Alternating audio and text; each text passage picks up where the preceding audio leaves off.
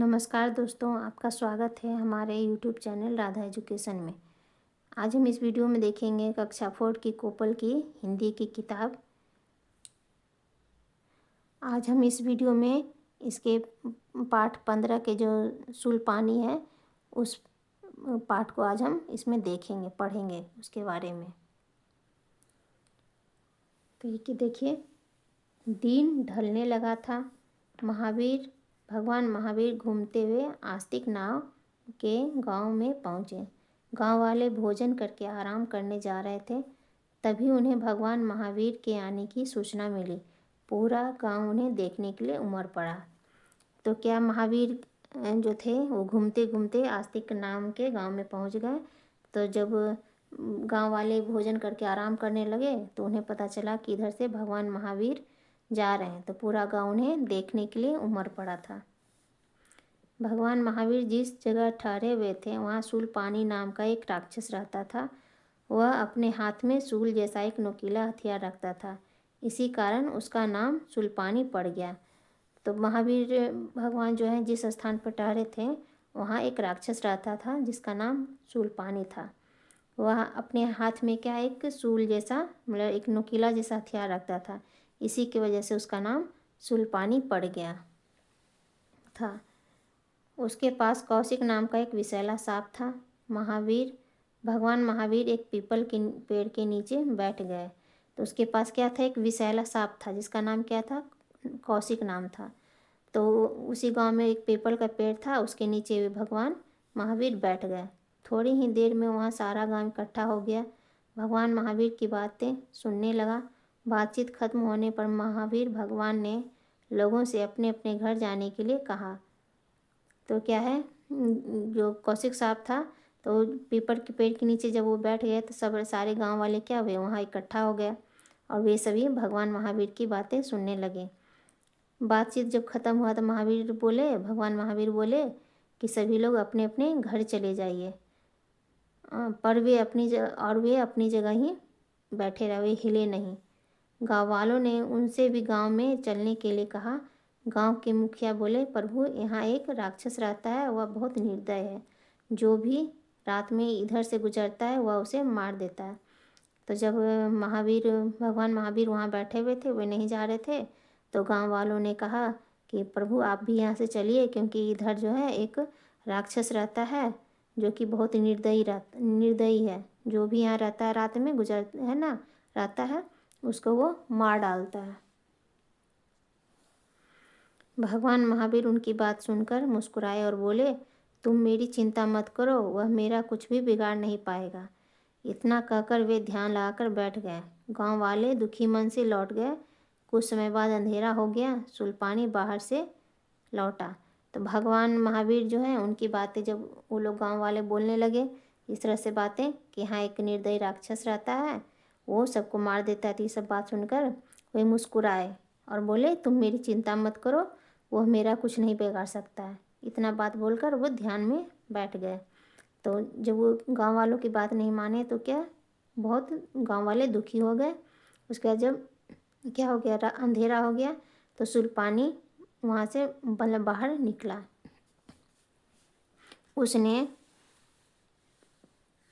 भगवान महावीर को उपवन में देखा। वह उन्हें जान से मारने की धमकी देने लगा।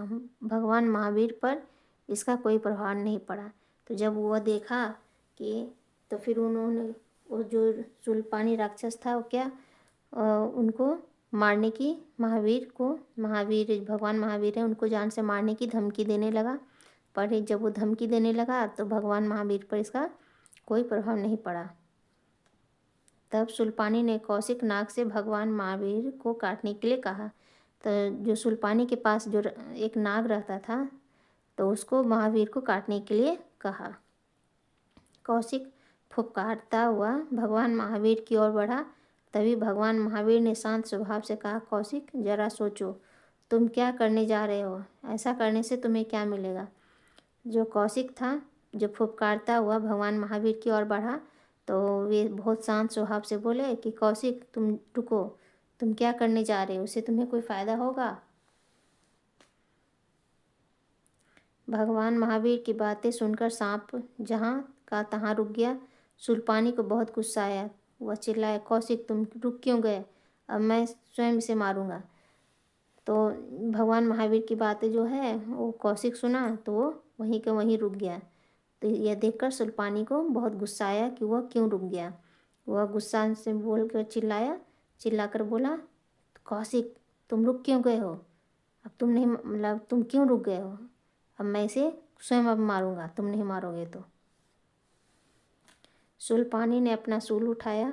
जैसे ही उसने भगवान महावीर पर आक्रमण करना चाहा, कौशिक नाग ने उसे ही डस लिया। तो शूलपानी क्या अपना जैसे त्रिशूल उठाया, मतलब वो जो उसके पास था, जैसे ही उठाया भगवान महावीर पर आक्रमण करने के लिए, तो जो कौशिक नाग था उसका शूलपानी का, उसने कौशिक ये शूलपानी को ही डस लिया। शूलपानी धड़ाम से जमीन पर गिर पड़ा और तड़पने लगा। उसे तड़पता देखकर भगवान महावीर को बहुत दुख हुआ। उन्होंने कहा, शूलपानी घबराओ मत, मैं अभी जड़ी बूटी लाकर तुम्हारा उपचार करता हूँ। तो जब शूलपानी को कौशिक नाग ने उसे काट लिया तो शूलपानी धड़ाम से जमीन पर गिर गया और वो तड़पने लगा। तो उसको देखकर महावीर भगवान को बहुत दुख हुआ। तो वो बोलने लगे कि शूलपानी तुम घबराओ मत, मैं भी उनके पास जो जड़ी बूटी थी, बोले कि मैं इन जड़ी बूटी से भी तुम्हारा उपचार करता हूँ। भगवान महावीर जंगल की ओर निकल गए। जड़ी बूटी खोजकर जब वे लौटे तो गांव के बहुत से लोगों को वहां पाया। महावीर भगवान ने जड़ी बूटी घिसकर शूलपानी का उपचार करना शुरू किया। कुछ ही देर में शूलपानी स्वस्थ हो गया। वह उठकर भगवान के चरणों में गिर पड़ा और बोला, प्रभु मुझे क्षमा कर दीजिए, मुझे अपना शिष्य बना लीजिए।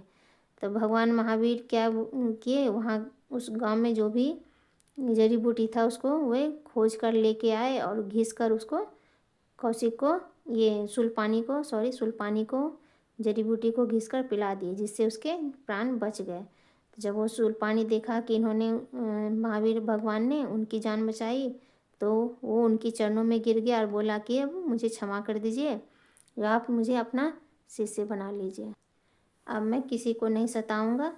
भगवान महावीर ने उसके सिर पर हाथ फेरते हुए कहा, अब आज से तुम मेरे शिष्य हुए, अब दूसरों को सताना छोड़ दो।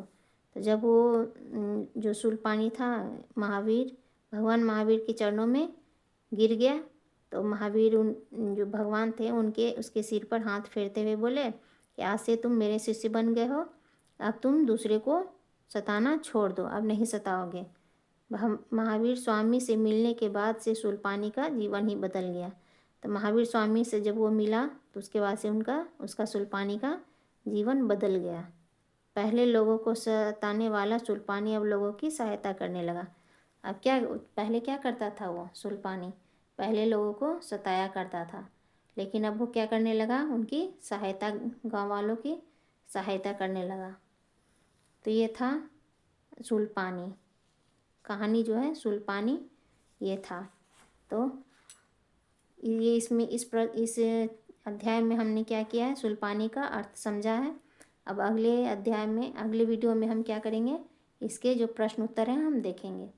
तो ऐसे ही वीडियो देखने के लिए मेरे चैनल को सब्सक्राइब ज़रूर करें। धन्यवाद।